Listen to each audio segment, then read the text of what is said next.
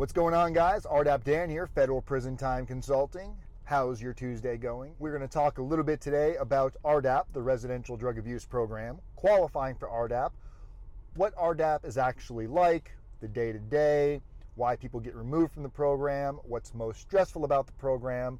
But first, before we do that, if you haven't already done so, take this moment to go ahead and subscribe to our channel, like this video, like all of our content. Make sure you share our channel as well with anybody that you think may be going through a very, very stressful period in time.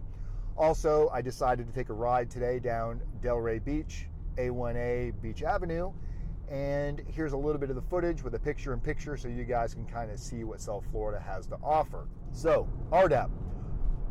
One of the biggest questions that I've been getting pretty frequently, and somebody actually asked about this on a video that we posted a couple months ago, they asked, can I help you get into RDAP if you do not have substance abuse issues? Absolutely not. If you don't have any substance abuse issues, there's nothing anybody can do to help you get into RDAP. They would have to be willing to help you lie and create falsified documentation, which means I would be in the same situation as you guys, probably facing another federal prison sentence. Not interested, can't help. So why are people asking that? What is the confusion or the misconception that would make them think that that's even a possibility? The only answer I can come up with on that is very clearly, not everybody articulates their substance abuse problem during the time of their pre-sentence interview with U.S. probation. Very often we'll hear clients say they were either ashamed, they were embarrassed, their attorney told them not to say anything, they thought they could get in more trouble if they were open and honest about their substance abuse. So these are some of the reasons that I think people may be referencing.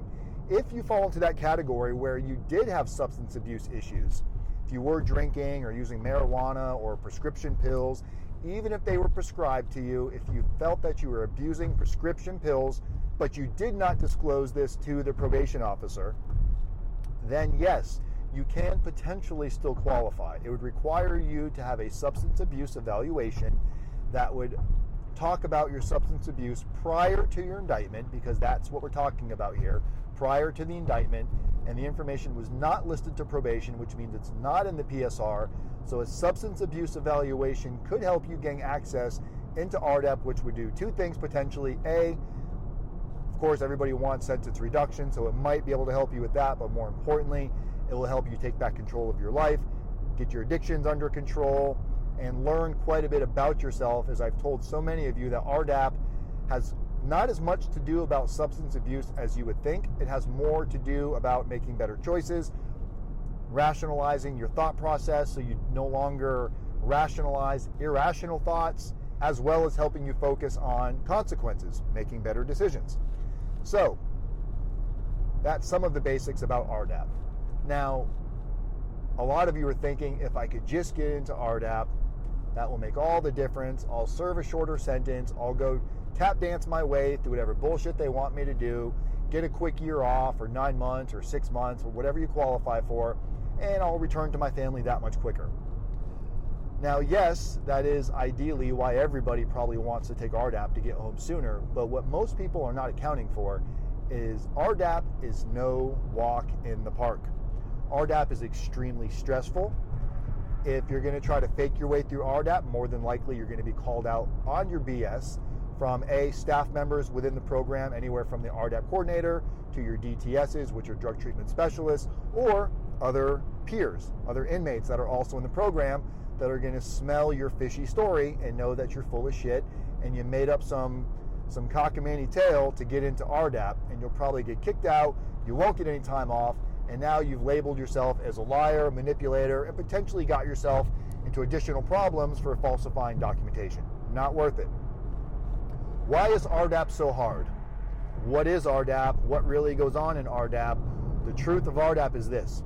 RDAP is comprised of a few different components. Number one, RDAP is a volunteer program. You can't be court-ordered into RDAP. You can't be forced into RDAP. The prison can't make you take RDAP. RDAP has to come from your desire to want to better yourself, and you must qualify for the program. If you're not sure if you qualify for the program and you want to increase your chances of qualifying, There is a link in the description of this video where you can book a 1-hour consultation with me. We can go over your PSR, we can go over your paperwork, we can go over all of your questions, and we can determine if there's a roadmap with your name on it. So qualifying, number one. Now, let's say you qualify and you get entry into RDAP.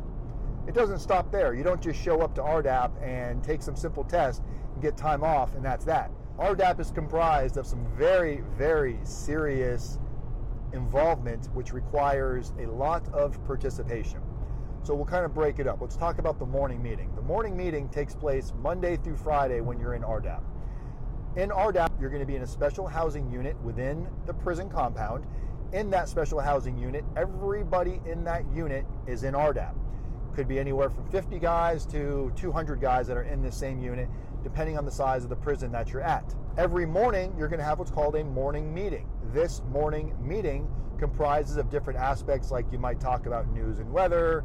You might have word of the day where everybody kind of shares. They come up with a word or a phrase, what it means to you, give some feedback, encourage the community to get involved. You also have a section called pull-ups. Pull-ups are basically where you hold each other accountable, and this is where RDAP can get very frustrating and very hard for somebody that's not prepared. Pull-ups mean if you do something that you're not supposed to do within the prison, and I saw you do it, smoking cigarettes, running a hustle could be gambling, you're a bookie, you're the chicken man where you're getting chicken stolen out of the chow hall and you're selling chicken, whatever it is, doing stuff that is against prison policy, and more importantly, you're in RDAP, which means you're held to a higher standard, so it's definitely against RDAP policy. If you're caught doing that by another inmate, that inmate, when they volunteered for RDAP, they also signed an agreement saying they're willing to participate, they're willing to hold their peers accountable, and they're willing to give and receive feedback. So if I see you doing something you're not supposed to do, I am obligated to pull you up, hold you accountable, which means basically I have to tell on you in front of the entire unit. So if I see you doing something, and in the morning meeting they say, does anybody have any pull-ups? And let's say I raise my hand. They call on me, Mr. Wise. I'd stand up in front of the entire RDAP unit and I would announce who I am. My name is Mr. Wise. I would announce what phase I'm in RDAP. So Mr. Wise, RDAP, participant phase 2. This morning I would like to pull up Mr. Smith. Now Mr. Smith has no idea this is coming. Mr. Smith is blindsided right now. Mr. Smith stands up in front of all 150 or 200 inmates that are in RDAP. Mr. Smith, this morning I'm pulling you up because I saw you yesterday behind the handball court smoking a cigarette. Mr. Smith, smoking a cigarette in federal prison is against policy. You're also in RDAP where you're supposed to be holding yourself to a higher standard. You are struggling with thinking the rules don't apply to you, thinking you can get away with things, and you're making seemingly unimportant decisions that are not only going to affect your time and your situation here, but if you can't follow simple rules while you're in RDAP, Mr. Smith, how are you supposed to do anything proper once you release back into the free world? Now, Mr. Smith will also get some feedback from 2 or 3 other peers within RDAP, and it is very important when Mr. Smith is getting pulled up and basically getting told on in front of everybody that he does not demonstrate bad body language. He doesn't start making excuses and say, no, that wasn't me, or that was bullshit. Basically, it's very important that he does not mollify making excuses for his actions. If you do that, you're going to further the situation you're in. You're going to make it much harder on yourself than it already is. So taking accountability during that situation is number 1 rule. If you got called out on some shit that you did, what you got to ask yourself is, it doesn't matter why I pulled you up. Maybe I hate Mr. Smith and I wanted to pull him up. Maybe I'm trying to pull up Mr. Smith because I want to get brownie points with RDAP and I want to show that I'm participating, and I'm going to get up and I'm basically going to tell on him to make myself look better. Who knows what my motive is? My motive doesn't matter. Mr. Smith needs to ask himself, did I do what Mr. Wise said I did? That's the only question. If you did it, none of the other bullshit matters. It doesn't matter why I told on you. The fact is you put yourself in harm's way when you decided to smoke the cigarette behind the handball court. So that's why there's many individuals that are against RDAP, because they say it's teaching you how to snitch. And really, the program is designed to build healthy relationships on holding each other accountable, so you don't find yourself in a situation when you get out of prison, getting into the car with somebody, doing something that you shouldn't be doing because you're afraid to say what you needed to say. So that's one thing, is the morning meeting. What else do you got to worry about? You also need to worry about confidentiality.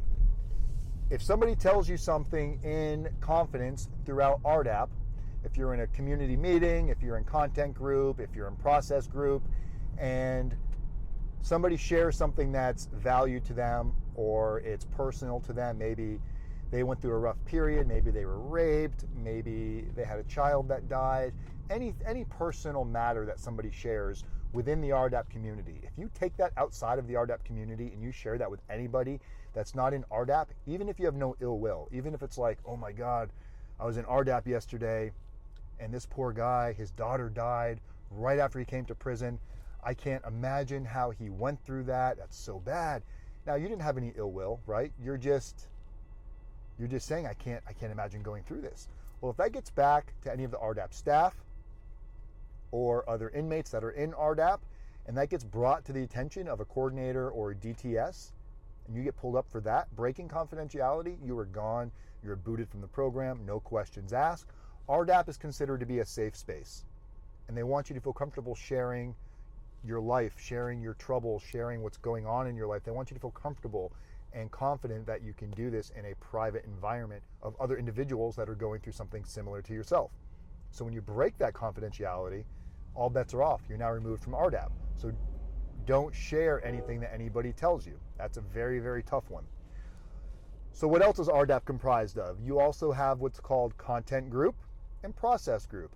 Content group is basically, if you think of a classroom where you have book work, you have your journals, everybody that's in your content group all starts at the same time as you.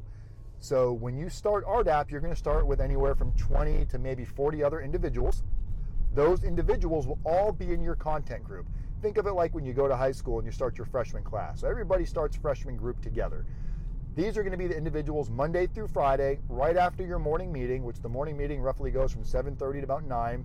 From about 9:15 to 11, you'll be in content group with all of your other classmates. You're going to go through the book work, you're going to practice, you're going to take turns sharing and reading, and it's more or less going to be just learning the content of the RDAP journals.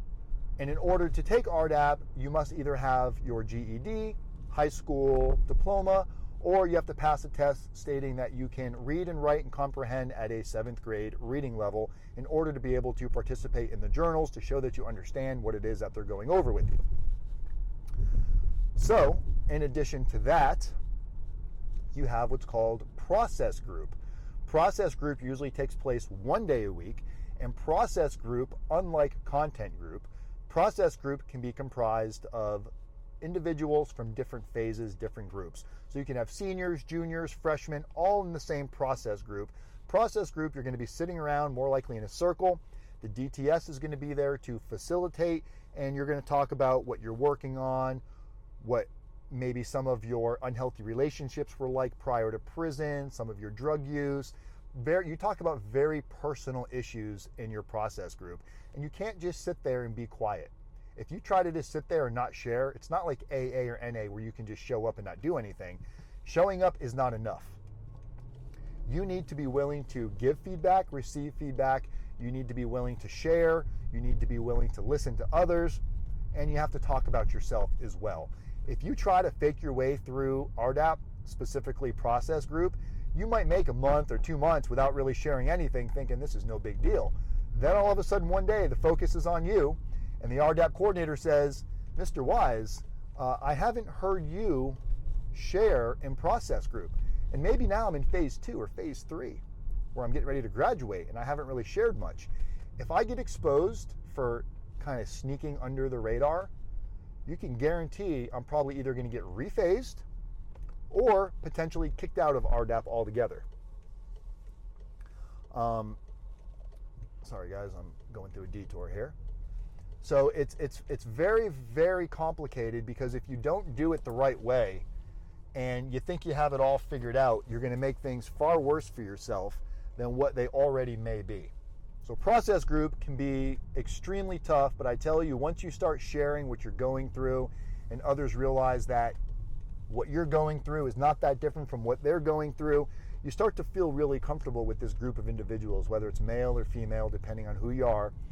I felt a kinship with the people that I was in my process group. I heard some stories from some of these guys that I never thought I would hear somebody talk about in prison. Very embarrassing, very personal. Some of it was very demasculating. You just don't know what you're going to hear. That's why it's so important to not break confidentiality, because of these things that you're potentially going to hear from others. I shared as much as I could. It was a little stressful at the beginning, but I worked on it. I made progress. I strided through it, and I realized that it was for the greater good to share what it was that I was dealing with, just like so many of you with what you're dealing with. The other aspects of RDAP are community involvement. There's treatment hours in RDAP where you're expected to be involved during treatment hours, but what are you doing outside of treatment hours? RDAP treatment hours are technically Monday through Friday, morning until about 3 o'clock. Come 3 o'clock, it's open compound, you pretty much do whatever you want. What are you doing during off treatment hours? Are you engaging with a bunch of people that are not in RDAP? Are you doing the wrong thing? Are you talking trash about RDAP? Are you engaging in hustles? Are you engaging in poor activities, smoking cigarettes, gambling, things like that? If you're doing things like that and other inmates see you doing it and they bring it to the RDAP community, you will be held accountable for your poor actions. Most of us got into the situation we're in because we didn't hold ourselves accountable to begin with. We blamed everybody else. We played the victim. We justified why we did what we did. We're doing it because I committed my crime to be able to provide food for my family.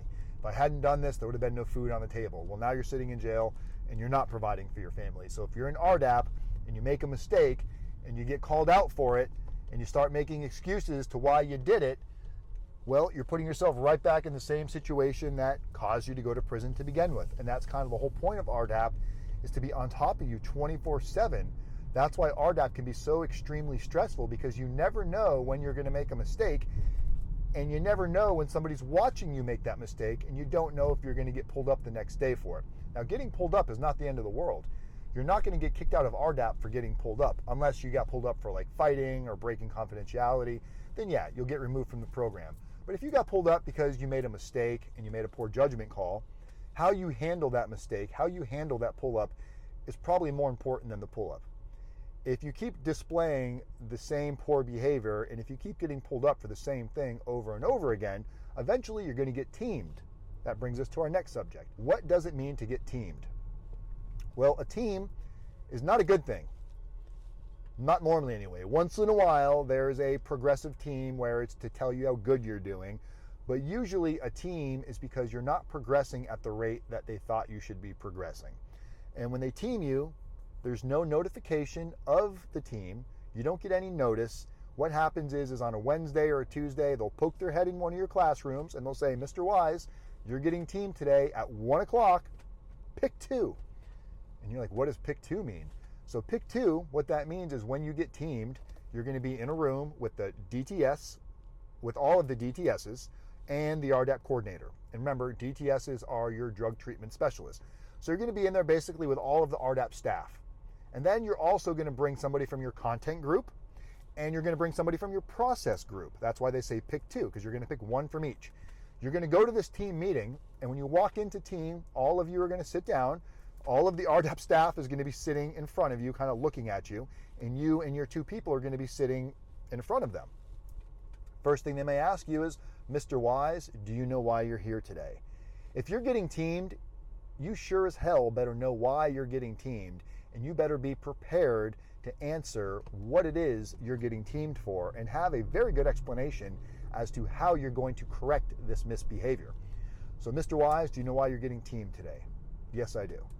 Why are you getting teamed today, Mr. Wise? I haven't been taking the program serious. I've been taking advantage of my free time, thinking nobody's looking and I can do what I want. I've been engaging in poor behavior outside of the RDAP unit. Basically, I'm pretending to be what you guys want me to be during treatment hours, but then after treatment hours, I'm gambling, I'm smoking cigarettes, I'm doing all these things that I should not be doing. Well, Mr. Wise, if you know you're doing these things, what's going to change? Again, you better have a good reason. You better have a good answer as to how you're going to improve what it is that you've been doing. What are your corrective behaviors going to be? You better have some answers, some reasons, because if they think you're full of shit, and you might very well be full of shit, if they think you are, there's a good chance that they will either recycle you or possibly remove you from the program. Then they're going to turn to the two people you brought, your person from your process group and your person from your content group. And they're going to ask maybe the individual in process. They're going to say, you're in process with Mr. Wise. What is his demeanor in process like? And hopefully whoever you brought is going to hold you accountable, because if they think this person is your buddy and they got your back and they're not going to tell you what you need to hear, again, you're going to find yourself in some trouble.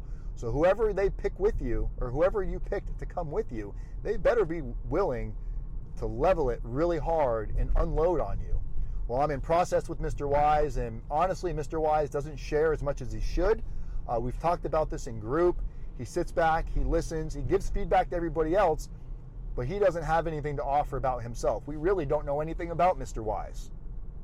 Mr. Wise, how are you going to work on that? Again, you better have a good explanation, and you better be ready to back up whatever you say you're going to do over the next several weeks, because all eyes are going to be on you. They're going to do the same thing with the individual you brought from content group. I see you're in content group with Mr. Wise 5 days a week. How does Mr. Wise conduct himself in content? Well, Mr. Wise is pretty quiet. He does his book work. He really doesn't say much. But again, like the individual in process group said, I really don't know that much about Mr. Wise. I think it'd be good if Mr. Wise engaged in the community more, maybe spent some time going to the 101 classes. 101 classes are classes that are ran by other inmates that are in RDAP, maybe a level and confront class or pull-up class or content groups where you learn your criteria together, being involved in your community, showing them that you care, showing that you're going to be there to help somebody when they're down and out. They want to see that you're taking this serious. If they don't feel that you're taking it serious and you don't conduct yourself well during this team meeting, they could either they could remove you from RDAP completely, or they recycle you. Recycling is pretty bad as well, because when you get recycled, that means you're getting knocked back 90 days. Basically, it's like going from a sophomore, getting set back a grade, having to do your freshman year all over again. Each phase of RDAP is roughly 90 days. So each phase takes about 90 days, give or take. Getting set back a phase is very frustrating, because you're watching all of your existing peers that you started with progress and graduate ahead of you without you. A lot of people, when they get recycled, they can't take the humiliation from that, and they will literally quit the program. They will quit. And these are people that are getting potentially a year off if they finish, and they're quitting the program over 90 days. It's absurd. I know you think that, but RDAP is that stressful, and it rides on your sleeve 24/7. You have to be prepared, guys. RDAP is not a walk in the park. RDAP is not for everybody. Don't lie and manipulate to get your way into the program. If you have substance abuse issues, make sure you explain it to U.S. Probation during the pre-sentence interview. If you've already done the pre-sentence interview and you did not disclose your substance abuse issues, but you did have them, definitely give us a call at that point. If you're lying, you're only hurting yourself, but I'm telling you, if you're not lying, there is a good chance that we can not only help you get into the program, we can help you get the tools necessary to make sure when you get out of prison, you stay out of prison. That's really all I got for you guys today. I really want to give you a clear-cut version of what RDAP is, what it's comprised of, how difficult the program truly is, but how beautiful the program can be for the right person that takes advantage of all these tools and continues to use it once they release from prison. This is why I do what I do. I have RDAP to thank for who I am and where I am here and today. I love every single one of you. Don't forget to subscribe, share, like my channel. I'll see you guys soon. I'm RDAP Dan, Federal Prison Time Consulting. People helping people, communities method, one day at a time. Peace.